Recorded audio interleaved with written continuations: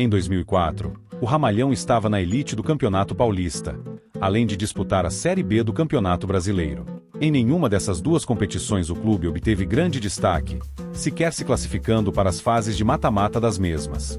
Mas aquele time estava destinado a brilhar em outro torneio, a Copa do Brasil.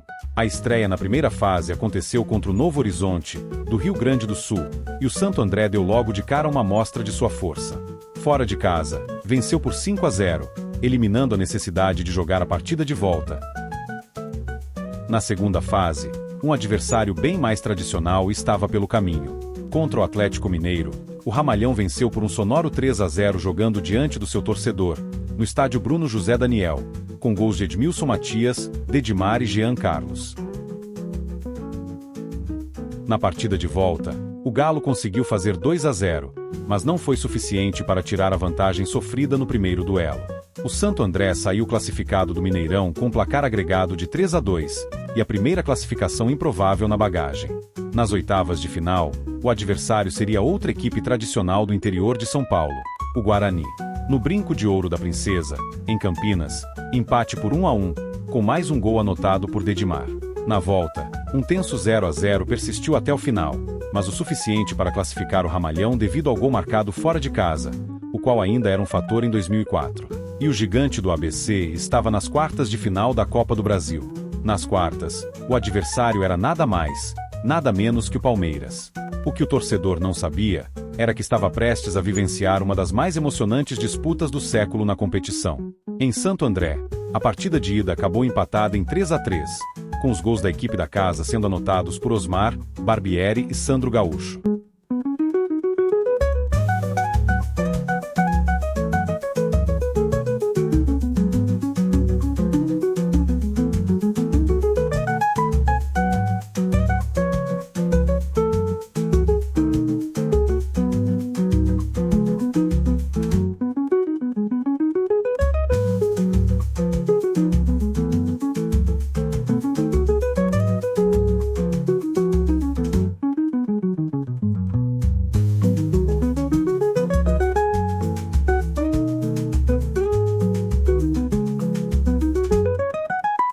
No Parque Antártica, a disputa foi ainda mais impressionante.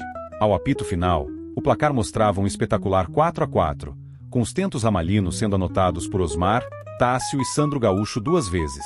Com o 7-7 no agregado, o Santo André só se classificou contra o time de Marcos, Diego Souza, Wagner Love e companhia, por ter marcado mais gols fora de casa.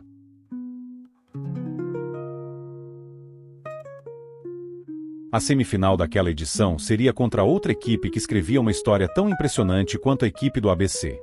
O 15 de novembro de Campo Bom, no Rio Grande do Sul, fazia sua melhor campanha na história da Copa do Brasil, e seria o adversário do Santo André para brigar por uma vaga na grande final. O jogo de ida teve mais um roteiro surreal. O 15 saiu vencedor por 4-3, obrigando o Ramalhão a vencer a volta fora de casa. Com 2 gols do veterano artilheiro Sandro Gaúcho e um de Macanaqui, o clube ramalhino ganhou por 3-1 e garantiu a sua primeira participação em uma final de Copa do Brasil. O adversário, o Flamengo. A grande final da Copa do Brasil de 2004 estava definida. De um lado, o todo-poderoso Flamengo buscava o bicampeonato. Do outro, o Santo André buscava escrever um final feliz para uma verdadeira história de Cinderela.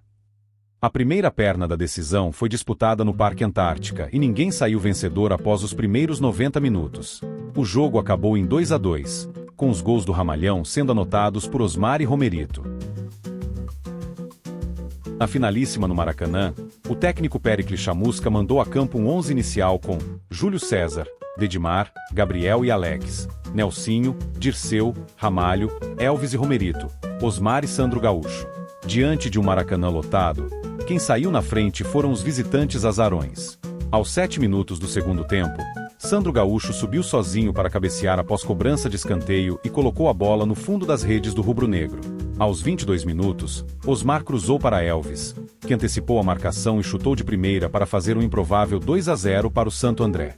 Das mais de 70 mil pessoas, só se ouvia a pequena parcela do estádio formada pelos torcedores andreenses.